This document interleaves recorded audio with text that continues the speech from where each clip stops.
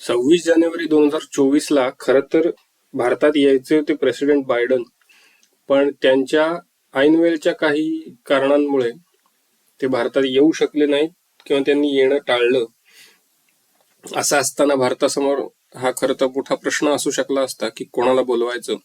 आणि अशात भारताने ज्या देशाच्या राष्ट्राध्यक्षाला 26 जानेवारी म्हणजे प्रजासत्ताक दिनाच्या कार्यक्रमासाठी प्रमुख अतिथी म्हणून बोलवलं ते होते फ्रान्सचे राष्ट्राध्यक्ष इमॅन्युएल मॅक्रॉन.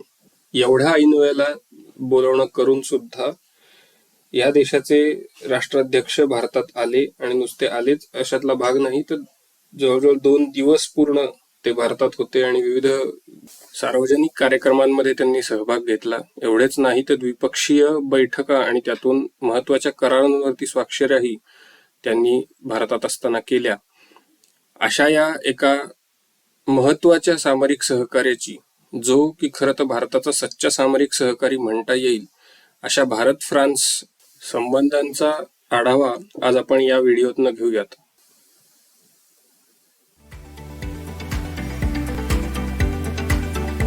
नमस्कार, तुम्ही बघताय नीती वार्ता. यावर्षी प्रमुख अतिथी म्हणून 26 जानेवारीला भारतात आलेले इमॅन्युएल मॅक्रॉन हे फ्रान्सचे 6वे राष्ट्राध्यक्ष होते. यावरून फ्रान्स आणि भारत यांच्यात असणारी सामरिक सहकार्याची घनिष्ठता लक्षात येते.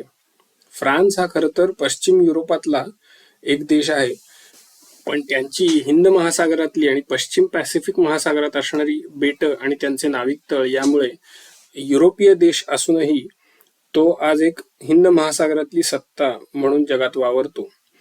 याचा भारताशी असणाऱ्या संबंधांवरती थेट परिणाम होतो.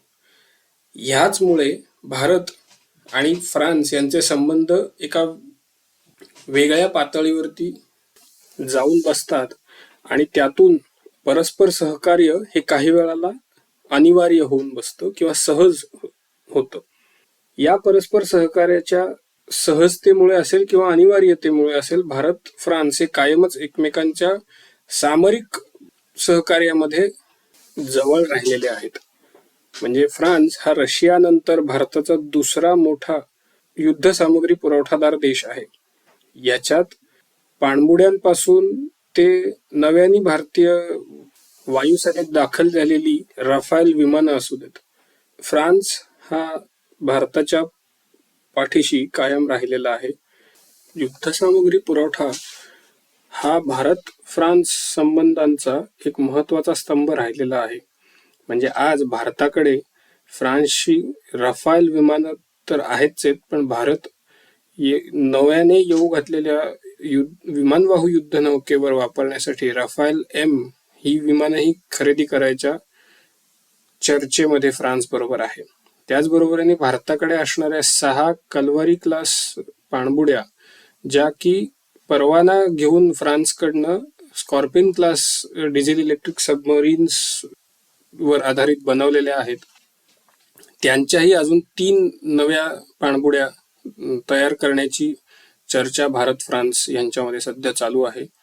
तसंच इतर फ्रेंच विमानांसाठी भारतामध्ये डागडुजी करण्यासाठी व्यवस्था उभी करण्यासाठी, ज्याला इंग्लिशमध्ये maintenance, repairs and overall MRO facilities म्हणतात, त्याबाबतही भारतात आणि फ्रान्समध्ये बोलणी सुरू आहेत.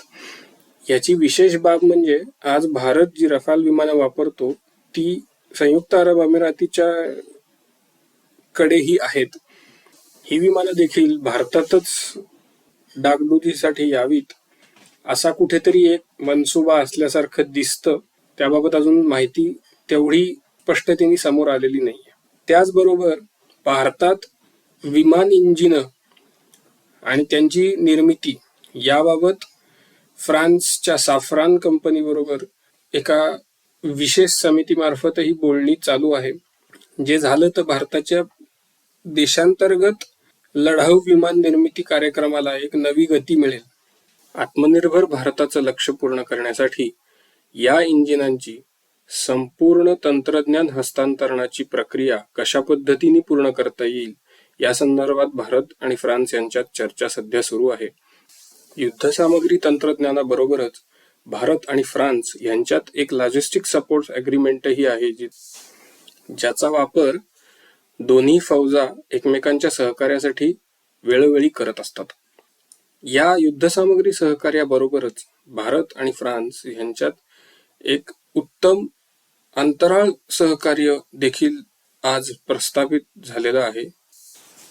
या अंतराळ सहकार्याचा भाग म्हणून यापूर्वी भारताने स्वतःचे उपग्रह फ्रेंच गयाना येथून अरियान 5 रॉकेट्सचा वापर करून अंतराळात सोडलेले आहेत. आज भारत आणि फ्रान्स हे फक्त अशा पद्धतीने उपग्रह अंतराळात सोडणे ह्याच गोष्टींचा विचार न करता अंतराळात येऊ घातलेल्या बदलांबाबत परस्पर सहकार्य कशा पद्धतीने असू शकेल याबाबतही दोन्ही देश आज विचार करायला लागलेले आहेत. उदाहरणादाखल सांगायचं तर अंतराळाचं वाढतं सैनिकीकरण याबाबत भारत आणि फ्रान्स यांचं सहकार्य हे महत्वाचं ठरणार आहे.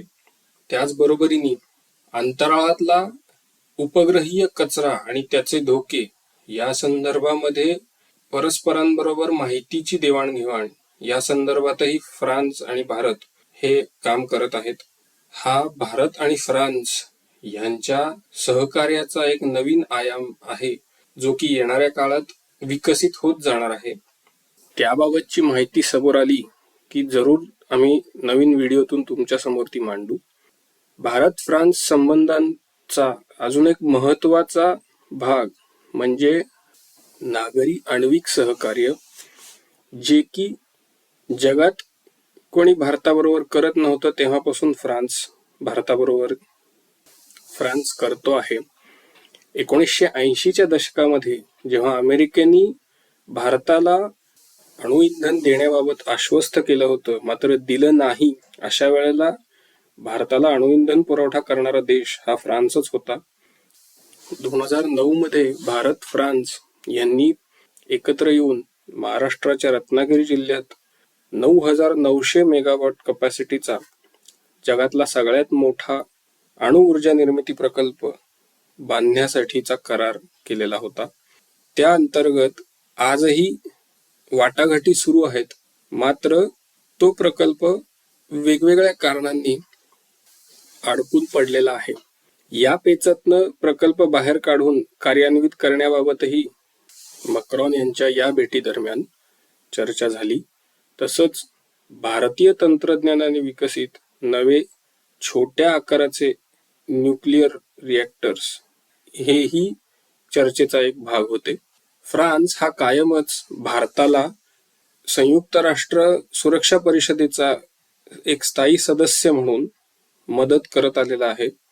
1998च्या अणु चाचण्यांनंतर भारताला जगभर निषेध आणि निर्बंधांना सामोरं जावं लागलं, पण या सगळ्यामध्ये भारताच्या बाजूने उभा राहून निर्बंधांचा विरोध करणारा आणि कुठल्याही पद्धतीने भारताचा निषेध न करणारा एकमेव देश होता तो म्हणजे फ्रान्स.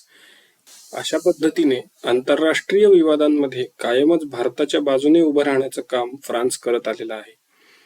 भारत फ्रान्स सहकार्याचा एक अजून महत्वाचा पैलू म्हणजे भारत आणि फ्रान्स यांच्यातल्या नागरिकांमध्ये असणारे संबंध, ज्याला पीपल टू पीपल पार्टनरशिप म्हणतात, त्याबाबतही मॅक्रॉन यांच्या या भारत दौऱ्यामध्ये विस्ताराने चर्चा झाली. भारत आणि फ्रान्स यांनी परस्पर नागरी सुविधेसाठी नवीन मोबिलिटी फ्रेमवर्क अग्रीमेंट बनवलेला आहे, ज्या अंतर्गत विद्यार्थ्यांना 5 वर्षापर्यंतचा व्हिसा आणि इतर कुशल कामगार तंत्रज्ञ यांच्यासाठी व्हिसाबाबतच्या तरतुदी आहेत.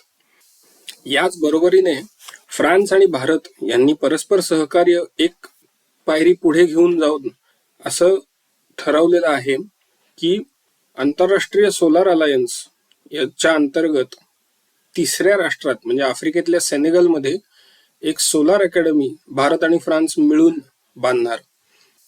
दिवसागणिक जागतिक घडामोडींमध्ये आपली पत उंचावत चाललेल्या भारताला फ्रान्स सारखा एक सच्चा सामरिक सहकारी बरोबर असणं हे येणाऱ्या काळामध्ये खूप महत्वाचं ठरणार आहे आणि फ्रान्सलाही भारतासारखा एक सहकारी बरोबर असणं हे जागतिक घडामोडींच्या दृष्टीने फायद्याचा असणार आहे.